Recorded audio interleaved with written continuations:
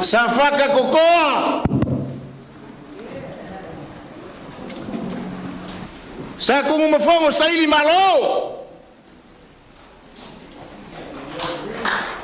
sa kung mafongo kokoa le ainga famai babao ko ai ngopo ai famai le ai ya tiu le kau awasia mangaku laku kama ngamoi fasau ole upu mongi anga le ai o sa ku mafong le se ko le foi sa mo ai lo ngai sa o nga mea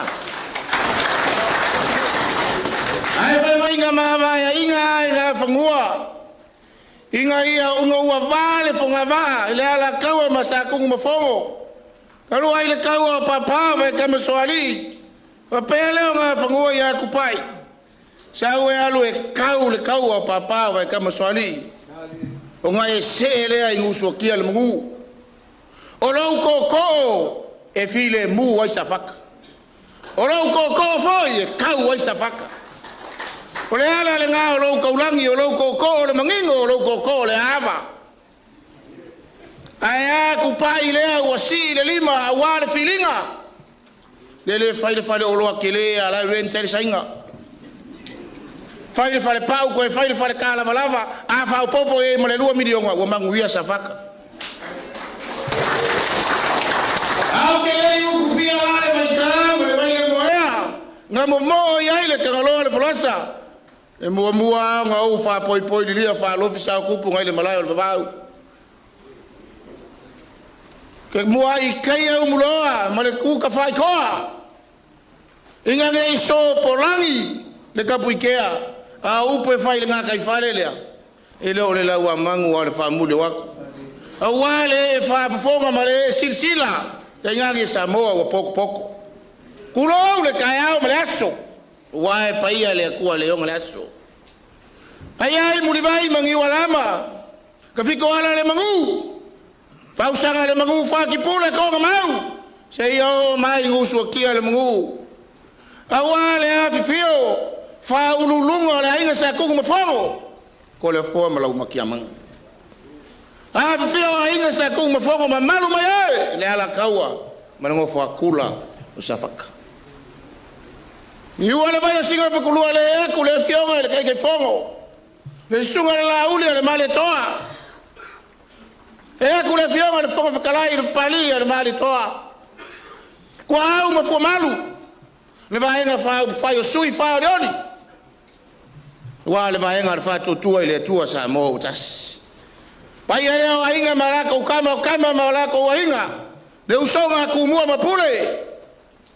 ku au malaka wainga le kai male va o fonki ai le fa ga lo inga le kapo inga ai no le fa se fulu male mo sa fa suanga makama makua fa kui makoko pai wa sua male vai fangua fo mai kulangi ku au malaka wa sa ole male lau ngiu sa elua a fio mapu fio la nga mo kasi fa koi makoko kama mo kele pai nga le o kiki ko ngoa mafusi fa o malo nguso kia le mungai e mai yo ko se kanga malu na for kaula malolo se yo li wange fa io rupe mua fa mo singa le ako le kayao wale luma si le o lumanga o le falo alo ma ulunga o ava ipu le likayao avo le usu falo alo fuo malo fuo belenga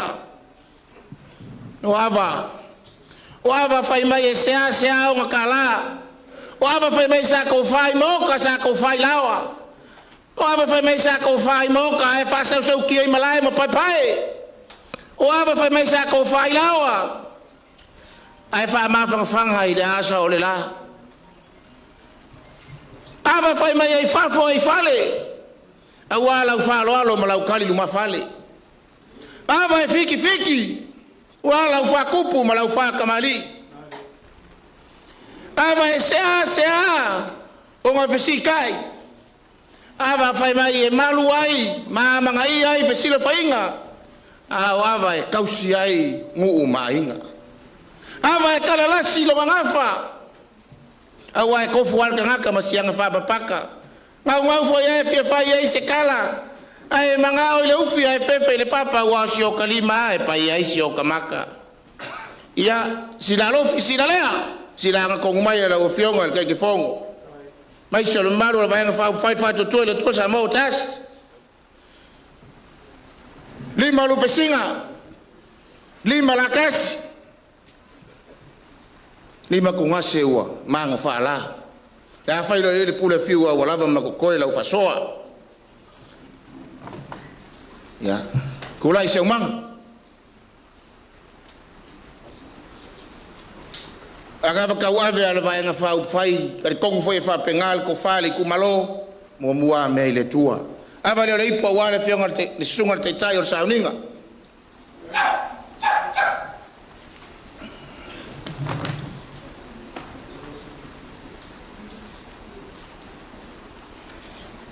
ava le ipo wale sunga ile epikopo le kale si Yesu Kristo la upa ia waso ngatai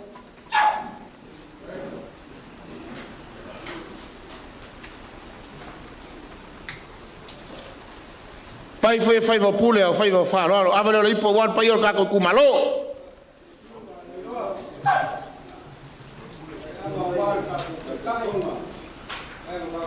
awal pole ya wala ko falo ava le ipo wale fionga ke kai sunga laule le maletoa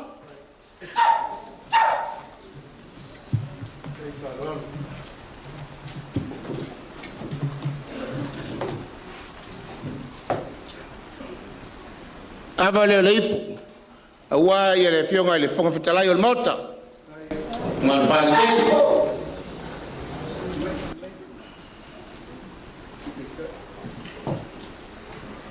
so kadi e kuku mediska avale avale le ipo awa le sunga le suite tai ile fionga yang sami tunai na fionga lota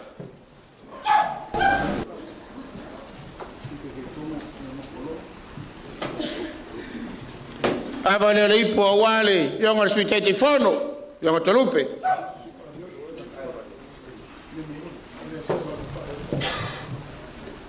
kaua ngaulo ko falolo ko sui fodiori avale le ipo ya sa lo palangi fonga save the best for the last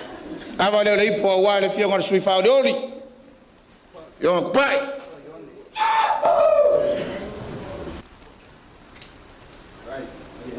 ia wo ko sila mai ko o fala fa fe kai fa ko fala ia fa kai fa lo ava ia o ko mo ia